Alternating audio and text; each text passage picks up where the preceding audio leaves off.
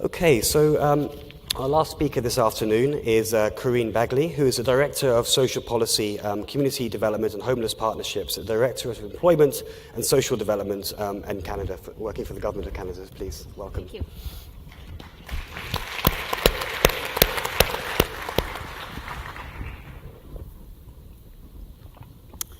So, full disclosure, I'm not a politician, though it's a great privilege to sit on such a distinguished panel. I guess I would describe myself as a reluctant bureaucrat and a proud public servant, and I have had the opportunity, working in the federal government for over 17 years now, providing fearless advice to our decision makers and politicians, and also undertaking loyal implementation once they make those tough decisions. So I'm delighted to be here today representing the Canadian federal government and specifically Employment and Social Development Canada. There's a lot of exciting work going on right now in Canada on supporting social innovation, social finance, and a vibrant social enterprise sector. So why social enterprise? The Government of Canada has a very strong focus on inclusive growth and supporting innovation, including social innovation, and is focused on helping to grow the middle class in Canada. The social enterprise sector plays a really important role in promoting inclusiveness and innovation in Canada. There's also so much that is going on in the community sector, in community organizations, in social enterprises, almost in spite of government, that they're finding those creative and innovative solutions to some of those complex social and labor market problems that disproportionately affect our most vulnerable populations. And you can say Canada does very well on a variety of social outcomes. But we do have, and we do have those mainstream programmatic responses to help tackle those and make an impact. But there are just some that are persistent and complex that affect newcomers to Canada, our Indigenous population, persons with disabilities, youth, and we have to find new or creative ways to try and tackle those problems. And the social enterprise sector plays an important role in doing that, as does ESDC, just to plug my department.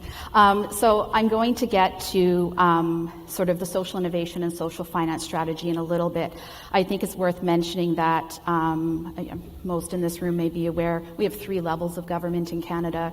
We're a big country, we're diverse, we have different regions with different challenges, some with population booms and some with aging and declining populations. We have northern, remote, rural communities, Indigenous communities, so it's extremely complex, and we have 3 levels of government all trying to support that diversity in different ways. Our provincial and territorial partners are very active in supporting social enterprises. A number of them have announced strategies over the past few years and are looking at and are putting money into grants and loans and business development, incubators, hubs, you name it. Even at the city or municipal level, there's a lot being done in Vancouver, Montreal, across the country, looking at social procurement and putting in social benefit clauses into some of their procurement contracts. At the federal level as well, we have remained very active and interested in supporting social enterprises, but I think I would say that we've sort of been playing on the edges. We've leveraged our role as funder, as convener to maybe pilot ideas and support social enterprises. But in 2015, there was a big change. We got a new government and a new prime minister. And this Prime Minister Justin Trudeau, issued mandate letters to all of his federal ministers. And these were made public, which was a first in my career. And so I have 3 ministers that support Employment and Social Development in Canada, and 2 of them, Minister Jean-Yves Duclos, who's the Minister for Families, Children and Social Development, and Patty Hajdu, who's the Minister of Employment, Workforce Development and Labour. They have a shared responsibility and are mandated to develop a federal social innovation and social finance strategy, which includes a thriving social enterprise ecosystem. However, no government can do this alone, and I think it's fair to say that The strategy is a great political commitment, but I think we're running to catch up. We're running to catch up with a sector that's already there and has a tremendous amount of expertise. So Minister Duclos announced that the strategy would be co-created with a group of external stakeholders from across the sector. And we're in it right now, we're in the thick of it right now, and they are actually co-designing initiatives, funds. They're actually drafting the strategy with us. Ultimately, we're providing that advice up into our federal cabinet, but we are working in partnership, and we have a very engaged steering group following a public call for nominations, and they were announced in June, and a very, very diverse steering group. We have social enterprises, we have credit union sector, we have labor unions, we have foundations, we have umbrella organizations that advocate for social enterprises, we have academics, we have a young social entrepreneur, and a few of them are here at this forum. David LePage, who you all met as the chair of the Social Enterprise World Forum, is one of our steering group members. So in addition to this being a really, from a public policy wonk that I am, doing this type of co-creation is fascinating and new. It's something that I've never done in my career. It also begs for an extensive horizontal approach. As I explained, Canada being so big, so is our federal government. And we have a lot of other federal departments that have mandate commitments that relate to the social innovation and social finance strategy, and they are working alongside with us. So it's a lot of talking, a lot of collaboration, a lot of horizontal work. They come to meetings of the steering group, and we talk as a federal government to the steering group. Just for example, our Minister for Finance and our tax minister, that's not what we call him, but that's sort of their responsibility, looking at the rules governing the charitable and nonprofit sector and modernizing their rules. They have a mandate commitment to do that. We have a Minister of Innovation, Science and Economic Development. They are developing an innovation agenda that looks at support for incubators, accelerators, business innovation, business supports. Our Treasury Board, which is like the banker for the Government of Canada, there's a mandate to devote a fixed percentage of our program funds to experimentation and measuring that impact. And Public Services and Procurement Canada, which you can guess from its title, that minister has been mandated to modernize procurement, and that includes social procurement. So it's all sort of across different mandates, but they're all in mandate letters, and these ministers are mandated to deliver, and we are supporting them the best we can. I would also say, too, that there's so much else going on in government that's almost reinforces the strategy. There's a tremendous effort to support Indigenous reconciliation. There's work going on to build a national food policy for Canada. The government announced a Canada Infrastructure Bank, which is an arm's-length organization that will change the way that infrastructure is designed, funded, and planned. My minister, Minister Duclos, has also been mandated to develop a poverty reduction strategy for Canada that would set targets to reduce poverty and measure and publicly report on progress.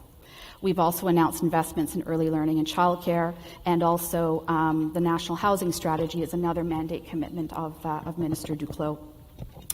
So all that to say, the steering group and the Government of Canada, we have our work cut out for us. And we are working, the steering group, as I said, is very engaged and working on a very compressed schedule. Since June, they've met 3 times. They've built a vision and goal for the strategy. As I mentioned, we're co-designing some initiatives to feed into a process we have in Canada right now, which is a budget process, which is if you want to get some money announced in the next budget, you kind of got to go through this process and provide your best advice and best evidence. So we're working very, very hard at supporting that process. So what comes next? The steering group, while they're an amazing group of experts and they don't know it all, and so they're taking all the ideas that they've generated to date and they're going out into their regions and their networks and they're further consulting and engaging, and they'll do that through to the end of the year. The steering group is in place until June of next year, and we expect that that Canada strategy will be announced then. So stay tuned. Okay, thank you. Okay, so again, I think one of the words that came out quite a few times there was innovation, and I think we're also seeing that, certainly in the surveys that we've done, social enterprises are innovating, in fact, faster and more than the mainstream commercial sector. So it's a sector that encourages innovation, which kind of makes sense when you've got lots of difficult challenges that you need to solve, so you need to find new ways to solve them. The other thing that came out for me there was the role that social enterprise can play in indigenous reconciliation, in engaging with vulnerable, marginalized groups as well. I think that's a really interesting area to explore. And also a couple of things came up around the role of the relationship between government and the social enterprise sector. And indeed, that's the theme of this afternoon's session: partnership, collaboration. How has it worked really well, and where does it perhaps not work so well? So perhaps I'll start with that question, because it's also one of the ones up here. I'll just ask each of our panelists to comment on that question, and then I will come straight back to you, because I can see questions here, but I think I'd like to hear voices. I think it's nicer to hear some voices, if at all possible. So, but the first question, Minister Nara, perhaps you can comment on how have you had experience of engaging with social enterprise sector? Good, bad, and how would you like that collaboration to happen in a perfect world? So all the experiences that I've had have always been good. And I suppose they vary in different places. So, for instance, if I take down in Kaikoura, which is Kaikoura Whale Watch, and it's a great example where, for instance, you've got a local iwi who's also worked together. So it's around tourism, it's the ability to provide education for those that come along to sort of know what's happening in the area. It's also too around sort of appreciation of the environment. So to me, those are examples that I can give where I think all the different types of social entrepreneurism will be quite different in their way. So there'll be both social and also to environment. I think the challenge will happen there when we're talking about this middle space, those who are coming into that space, is that while we have some of the commercial acumen and disciplines that are made to be adaptable and flexible, it's around then saying from the NGO space, how will that interaction be? Because it will demand some of that change. So can we be adaptable and flexible? So I think that's where it's going to be interesting to see how that development progresses into the future. Okay, thank you. And Cabinet Secretary, perhaps you could talk about the collaboration with the sector in Scotland. Has that been a positive experience all the time? I know there are some people here in the sector. I'd be interested to hear your reflections on how that's worked really well, because I understand that you co-designed the strategy with the sector. Yeah, absolutely. I mean, I've been in this portfolio now for 18 months, where I've had the opportunity to engage more intensively with the social enterprise sector. And I have to say it's always felt a very positive, very collaborative experience. I think what we've tried to do as a government over the years is show some political leadership in the sense that this is a sector that we value, it's a sector that we want to grow, it's a sector that we've invested in, but actually not to dictate to the sector, to be more of an enabler. Because at the end of the day, the social enterprise sector in Scotland, as it is, I'm sure, everywhere else, is a sector of very creative people, very innovative people, people who, by instinct, are able to get things done. And the last thing you want is for government to be getting in the road of that. So we were able to very much work in partnership around the co-production, the co-design of the strategy, and some very innovative practice in terms of the use of technology and enabling the sector in all its diversity to cast votes. And I think there was one particular poll that there was around 3,000 votes cast. So it was a very collaborative experience, and it was very participative, with various roundtables, and not just relying on a paper consultation exercise. So there was lots of face-to-face dialogue, but lots of opportunities with the use of technology as well. And the only other thing I'd want to add, Tristan, although I've been in this portfolio for 18 months, which has given me a particular responsibility for this sector in Scotland. This is my 6th ministerial portfolio, and I haven't worked in a portfolio within government where I haven't rubbed up against positively the social enterprise sector. So, in part that's because of, I suppose my constituency experience. All members of the Scottish Parliament will have great examples of social enterprises in their constituency, but there isn't a portfolio, there isn't a minister in the Scottish Government that won't be in contact or have a positive experience of the social enterprise sector. Okay. So Scotland, a very positive experience of collaboration so far with the social enterprise sector. Perhaps turning to Bangladesh, perhaps speaking not just about social enterprise, but the broader civil society or NGO sector in Bangladesh. How is that relationship with government, and what would be an ideal relationship or collaboration in your view, Minister? Okay. It's sort of love-hate both. Honestly, these NGOs, they operate much faster. They are quicker, nimble. They don't have so much reporting as our bureaucrats have to. So bureaucracy is, by and large, they feel very uneasy about NGOs operating in the same area sometimes, say in family planning, agriculture, child health, etc., etc. So this raises kind of jealousy in the bureaucracy itself.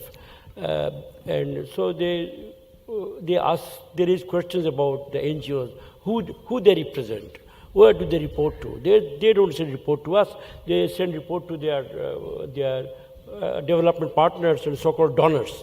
So these are very popular issues among the bureaucrats, and they fan it out to the people. But among the general public, there's a good feeling about NGOs, because NGOs are quick, they live with them in the rural areas, they address their issues immediately when it happens, just in cases of cholera or diarrhea or sort of pox or something, or even a mother sick somewhere. So this is a kind of a seesaw between them. We in the government, we have a job of convincing people that this is good, let's help them. But at the same time, we have to keep the bureaucracy with us, because at the end of the day, they do most of our work. And if they can't, if they are not with us, we feel also unsure about it. Yeah. Yeah. But I would say I have been a bureaucrat myself all my life. I have recently joined politics about 5-7 years now. Things have improved a lot. Initially, it was quite serious, because two very large non-government entities in Bangladesh, Grameen Bank and BRAC, they became so large that sometimes they were overshadowing the government in some sectors. So they have to be brought under sort of a regulatory framework, which we are doing now. And they themselves have also learned a lot, because BRAC and Grameen and other large NGOs have become more responsible than they were initially. And the donors and the development partners receding and going back with their funds now than it was 20 years before. They are more dependent on their own income, which they plow back into their main capital. And sometimes they can draw on the government support also. So by and large, things have improved a lot, but there is still some kind of fear. Interesting. So there's some questions around transparency, accountability, and that relationship between perhaps in this case, social enterprise, civil society, and government. And also interesting to hear how, when a social enterprise becomes so large, it starts to starts to engender a certain amount of jealousy with government as well. Interesting reflections there. Are you seeing the same thing in Indonesia, or is it? How is that relationship with social enterprise in a context which must be particularly difficult, given the the size of the population, and B, the connectivity challenges that you faced in reaching some of the most farthest flung regions and islands of Indonesia? Okay, about the partnership collaboration between government and social enterprise. The government of Indonesia has worked very well with cooperative in various sectors. And then since cooperative are among social enterprises, the government think that they play an important role. But we would like also to allow them to grow as a movement, having an independence in deciding on how they can contribute to our development. And what we as government can do is to create enabling environment. We look forward to work with them for implementation of SDGs. Government also would like to work with them in developing policy that has been based on evidence at local level, because the government maybe don't have eyes in the micro level. And then working with them may improve how can we deliver development program and better target And the challenges we need is to build a trust and mutual collaboration with the corporation enterprises. And we need to build also more close relationship. We also would like to involve other social enterprise beside other perspectives, something like that. Mm-hmm. Okay. So it's about that, trying to find that perfect balance between the innate, trying not to overpower and potentially get in the way of social enterprise, but at the same time not be totally absent from the scene as well. So how do you create that enabling environment is a real question and challenge for governments, I think. Corrine, coming to you, what's your experience in Canada with engagement with the sector? It's been extremely positive. I haven't been on this file, for long, but I know from stakeholders in this area, it has evolved considerably. They self-organize. They are running conferences. They're bringing people together from across the country. They involve government. They bring us to the table as a partner. We have the steering group in place right now, co-creating the social enterprise sector is on that. So it's a very collaborative and productive partnership, and very encouraging, yeah. Okay. Now, you might expect governments to say that. So it'd be interesting to hear from social entrepreneurs in the audience on that and any other reflections and questions you might have at this stage. So I'll take some questions from the audience. There's a lady just at the back here. Perhaps we can get her a microphone. I'll take a few to start off with, and then I'll invite our panelists to choose the ones they would like to answer. I apologise that I'm not a social entrepreneur, but I'm a representative of the Australian Aid Program.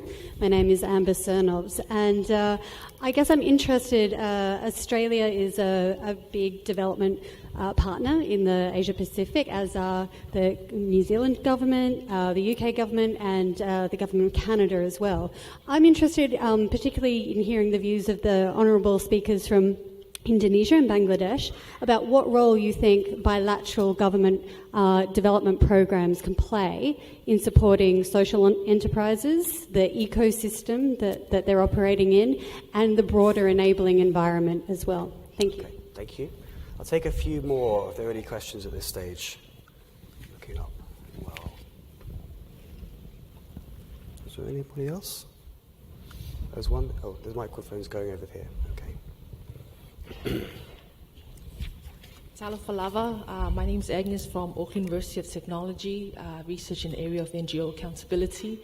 And I'm interested in your perspectives of what a collaborative relationship means between the governments and NGO sector as a whole within your respective governments, countries, I mean. In my experience, there's been a bit of a control aspect of that collaborative relationship on the part of the governments trying to control NGOs, and with the NGOs very much have little autonomy to move around, especially where there's funding involved. So what are your experiences? That's the question. Thank you. Okay. And are there any more? One down at the front here, and there's somebody up there. Is that? Yep. So we'll take these two, and then we'll come back to our panelists. If you can come down to the front, and we can get somebody up here, or you can shout very loudly. Down here.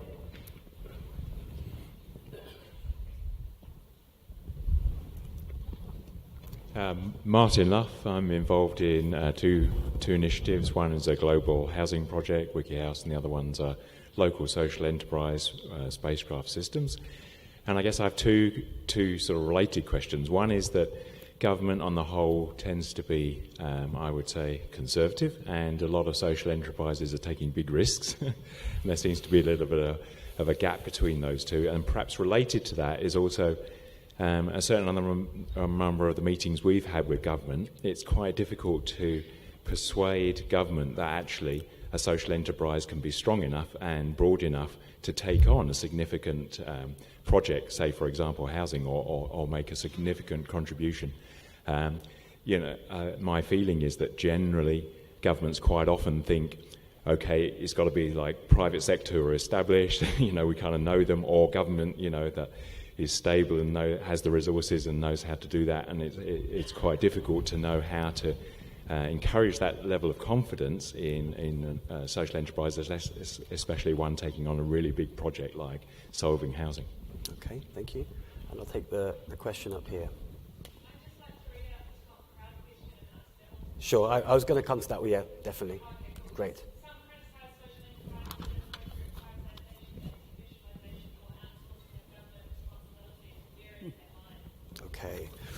Okay.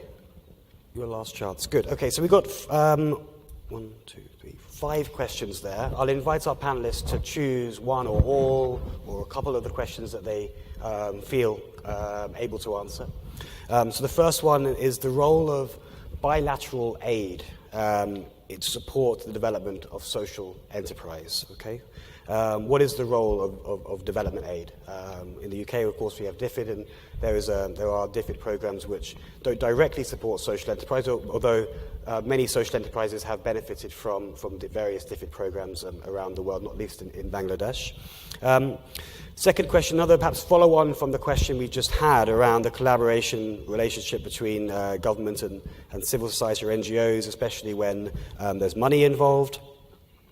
And then perhaps a tension between the fact that governments are inherently conservative and perhaps don't want to take risks, whereas social enterprises are, by their very nature and definition, risk takers. So is there a bit of a contradiction there? And a related question around the fact that social enterprises are often very small. So how do you get social enterprises big enough, or how do you build trust in government that social enterprises can deliver some of these contracts? And then perhaps a big question around where the line is between government responsibility to deliver public services, perhaps, and also the question around prioritisation. Is social enterprise just prioritisation by stealth? What do we think about that? So perhaps Minister Naro, I can start with you. Just in regards to the question around privatisation and commercialisation, and is there a line? I personally don't think there's one hard line, because I think actually we need to realise there are moving lines where the opportunity for an organisation to be able to feel that they can actually transfer and be better at delivering a service should be given the opportunity to be able to do that. And I think the thing is that in most cases, those organisations can actually do it better than what a government service can deliver. Governments, if you think about shapes, are not a circle, they're a square. They have very hard lines of accountability, and they're created because the reality is the expenditure, in other words, the resource and the fiscal responsibility that we have is determined by the fact the taxes that people pay. And people have high expectations of how we utilise that, so we're quite accountable and responsible to that. And what I often say to people when I've met with those who are in social enterprise and community development, there are round circles that exist out that can be a bit more flexible, can take a little bit more risk. But I think that in the government we need to, and it's slightly with the conservative, I agree with you, we've become a little bit more conservative, but I think that as we grow that trust and confidence with each other, there are opportunities to be able to move forward. But at the same time too, we need to be careful not to make government what it can't do. Now, what it can do and should do is deliver core services, absolutely important. But at the same time too, the risk factor is, and the threshold is quite high that people have. And the only way that we can take it is we take it together. And I believe the fact is that the partnerships that can be created and are created, and if I talk in the New Zealand context, social enterprise is something new in the sense of actually forming that partnership. But I believe that actually there's huge potential for that to grow, that we can actually take a little bit more risk as long as it's transparent, as long as it's clear, and as long as we know that actual fact is that what it can achieve in the end, will make that difference. And if I just quickly tag on a little bit, there was a question around social impact, and do I believe in it? I believe it's new. It's something that the government has already committed itself to around the measurements of that. But because social enterprise is a new component that's only been coming through in our commitment to it over the last 8 to 10 months, we haven't applied that measurement at the moment over some of the social enterprise initiatives that we have. But I believe that depending on what happens in the next 2 weeks, then if we're privileged to be in that position, both personally and professionally, I think it's the way to move on into the future. Okay, thank you. And perhaps Cabinet Secretary, I can come to you now. Perhaps you can choose one or all of the questions that you find most interesting to tackle.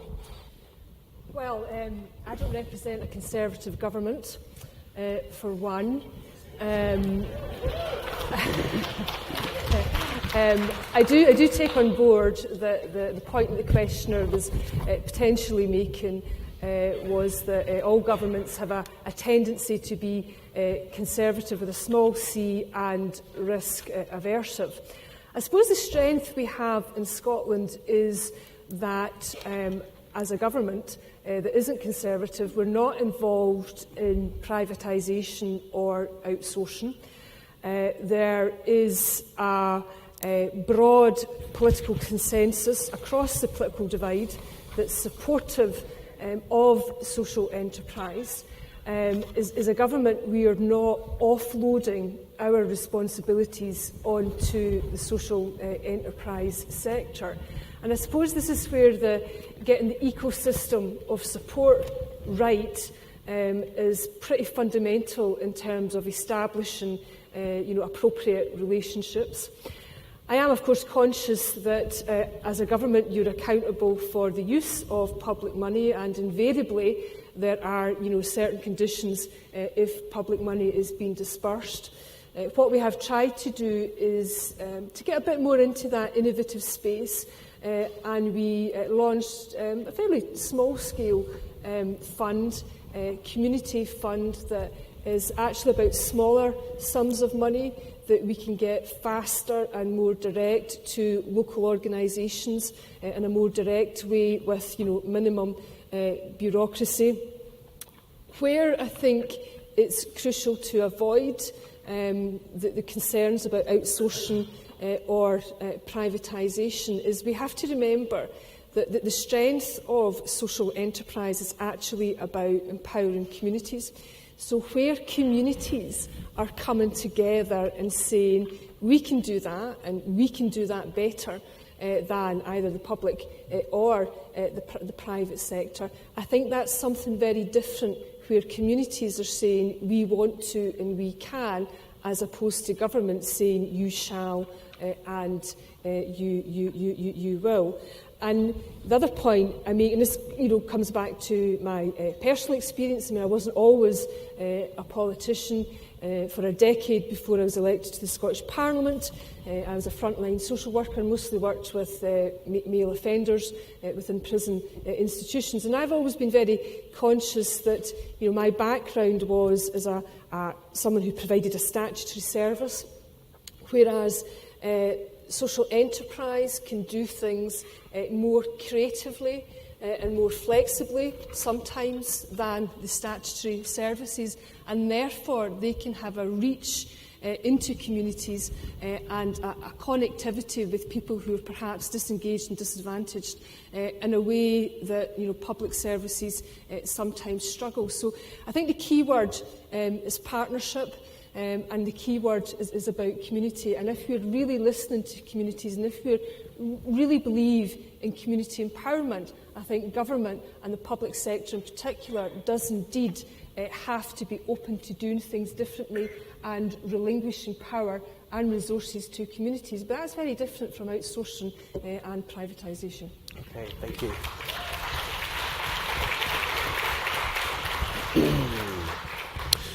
Okay, so Minister, perhaps I can come to you. And the question I think that was perhaps directed was around the role of bilateral aid in supporting the development of social enterprise. Have you experienced, or what's your view on the potential for that? Okay, thank you. The point is, countries like mine, we receive aids through various sources, bilateral, government to government, directly between two governments. So that is negotiated by the government with the other government. Now, this is an area what we are talking today that is non-NGO activities and social business. They receive funding from overseas donors or supporters directly, but of course within the rules of NGO affairs. What happens actually, the problem I've seen in the field is the size. When an NGO becomes a little larger than what it was supposed to have been or should have been, it starts meddling into local politics. I'll be very frank with you, I'm in politics myself. There the tension starts. And some of our NGOs, I'm not talking about the global NGOs, the NGOs in my country, they have clearly crossed boundaries, moved into areas where they should not have. So political people, the very powerful people sometimes, they feel uneasy and they feel that this is not their job. It has happened in my country in the recent past. I can't name it, but you probably, some people would know it here.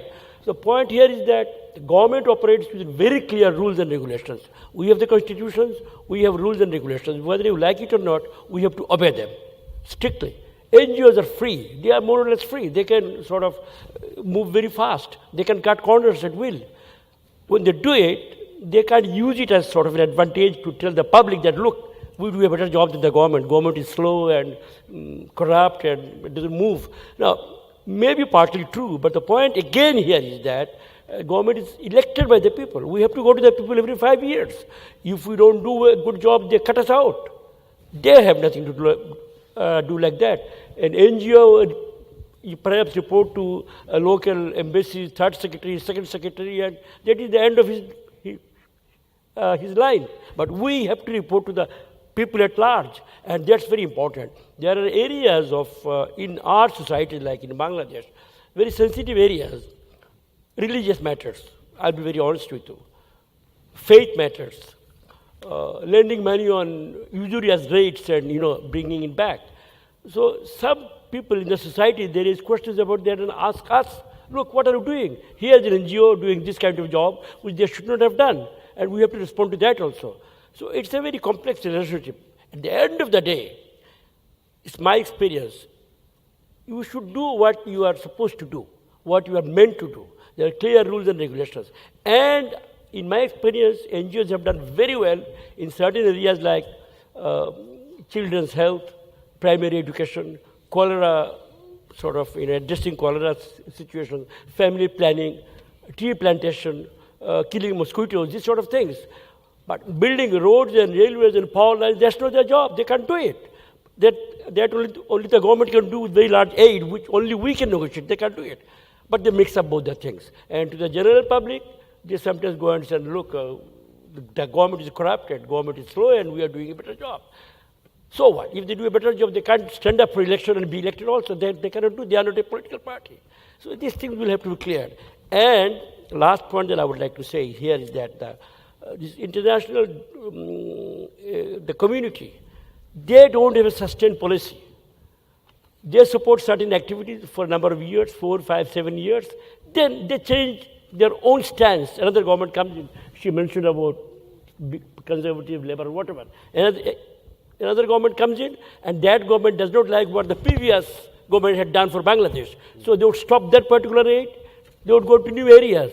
And here we are left in high and dry, and we can't do much. So they are very practical issues. At the end of the day, we recognize, we accept that NGOs do a fairly good job. There are areas they have done very excellent jobs. They should be allowed to operate there, but they should know their limits. Like we in the government know our limits. We can't go beyond certain things. Rules should apply to them also. They can't do and everything they can't do. Okay, thank you. So some issues there around accountability and accountability to whom. What's the experience in Indonesia? What do you think the potential is for supporting the growth of social enterprise? I think I would like to respond to the question on bilateral cooperation between Indonesia and Australia. And as you know, that Indonesia and Australia are working together to developing knowledge sector. There is knowledge sector. The Indonesia needs to develop policy based on the evidence base.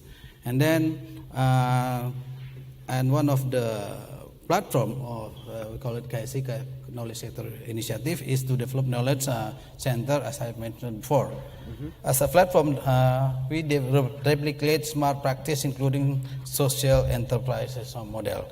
And then we would like also to build some evidence from various social enterprises to develop better policy. And to another program with DFED, we work in capacity building from social enterprise as well. And bilateral, it can be benefit if it is we build as a real need that we need to develop this.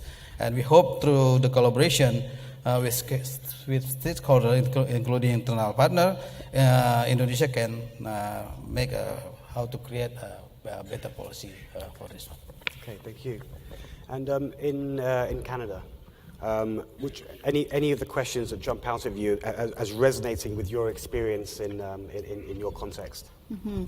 Yeah, it's a lot of these issues come up in our steering group discussions, and I think ultimately what the Government of Canada is trying to do with a strategy is it's about enabling communities to thrive, and for vulnerable members of those communities to also thrive, have access to food, have access to good jobs. It's not about vacating that space. It's about enhancing and strengthening what's already there and giving them the tools. If they want to, go through a community organization and build a social enterprise to tackle a certain problem, there's still going to be, a social agency down the road that's supported by government, right? It's all about people in the same space trying to achieve the same outcomes. I think as well, we want to see a social enterprise ecosystem in Canada. There's a bit of funding right now coming from my department to sort of help fill some of those gaps. But there's a lot of work to do internal to government. I work in a really big department that hands out lots of money. And yes, there's accountability, and that's extremely important. But there's a whole culture change that has to happen just in the way that we solicit proposals, and there's a way to work with funding applicants in a different way. For those that may be seen as more risky, then maybe there's a second stage to that proposal process where you work alongside with them to help develop the proposal to fix those areas that may not be as strong from an applicant who sort of gets the game and knows how to get to the money. So there's certainly a lot of work to do internal to government to sort of really support that culture change, to be innovative in the way we support innovation.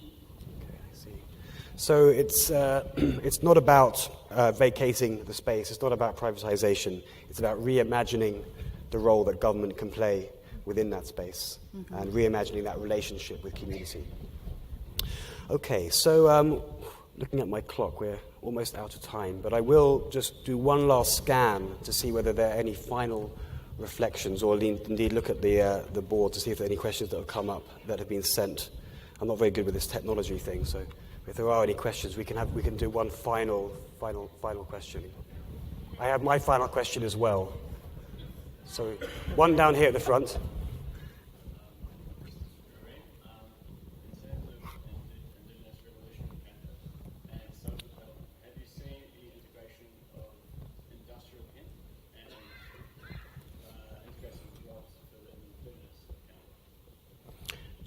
I didn't hear the middle part of the question. Industrial hemp.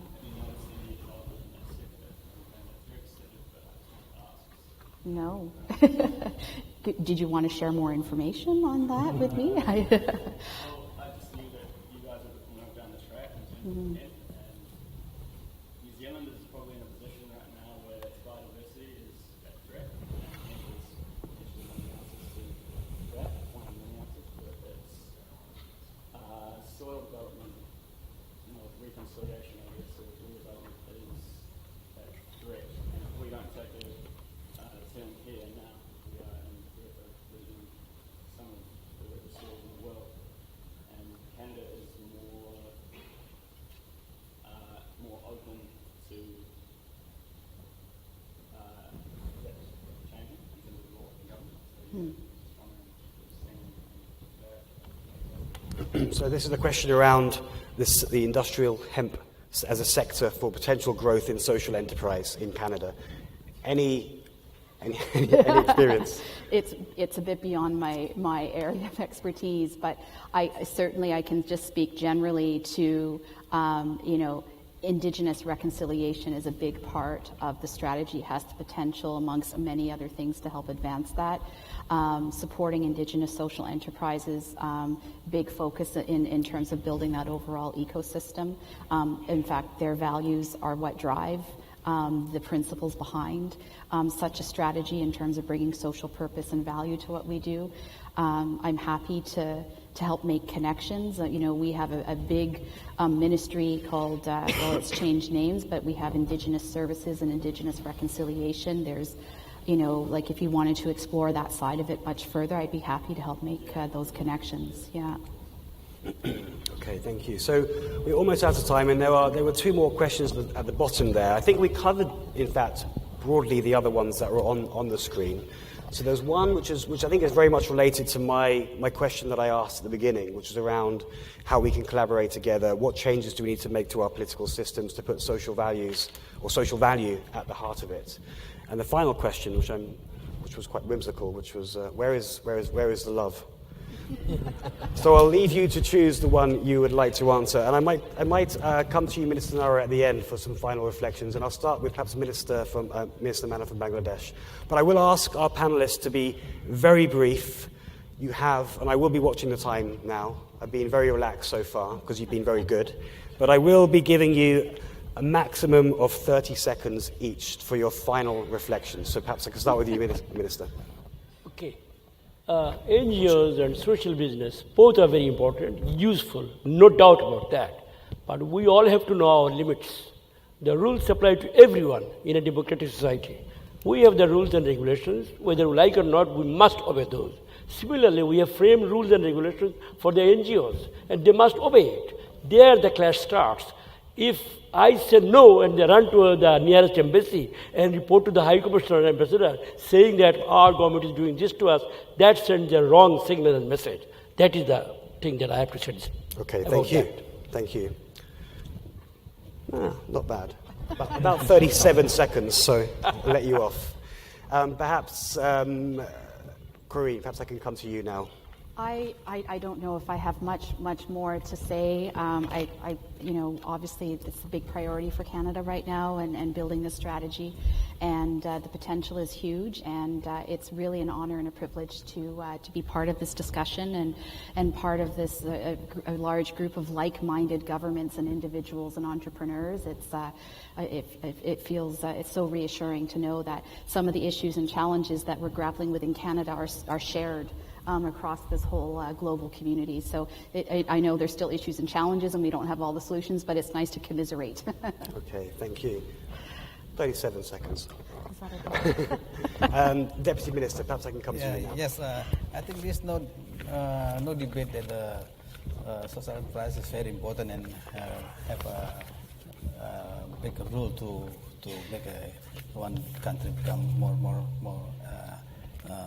have a progress. And then even though in my country itself this term is not very popular, social enterprises, but we used to use a cooperation for this one. But I believe that in the future we have to support to develop the social enterprise in Indonesia also. And for collaboration in the world, I think government around the world can work together and promote peer-to-peer learning to improve capabilities in responding to the need of the social enterprises. Okay, thank you. Angela Constance, perhaps I can come to you. Well, in the 30 seconds that is available, can I just say that values are very much at the heart of the social enterprise sector in Scotland, as I think they are across the globe. And values are at the heart of our approach to government in Scotland, both in terms of public sector reform, but also actually in terms of the approach we take to specific pieces of legislation. And in terms of the question, where is the love? Well, love is all around us. Okay, thank you. Okay, and perhaps Minister Nara, we can come to you for some concluding remarks. Yeah, I would agree just with all the remarks, and I mean, I'll start off with where is the love? The love is what exists here today. I mean, people have come here, over 1,500 have registered. People have come because there's a passion to do good, but not just to do good, but to actually be even greater than that. And I think the thing is that what's guiding us is the sense that how can we collaborate, work together. And the thing about being Kiwi is that we're pioneers. We're at the furthest end of the earth. We have to innovate. And that's what we do. That's in our DNA.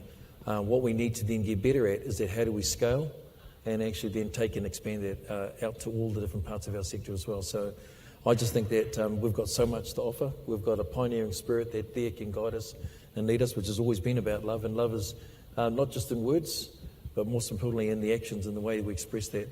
And the last thing is around, I suppose there's an Indigenous approach that we were privileged to hear about last night. For Māori and to be able to talk about that aroha, which is the definition of love, is at the heart of all the things that we do. Okay, thank you.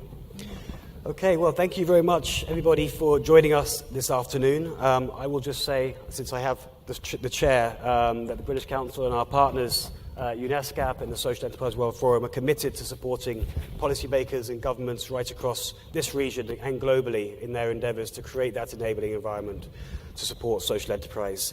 But finally, I'd just like to say thank you very much to our esteemed panellists for a fascinating conversation, and so please can we give them a round of applause.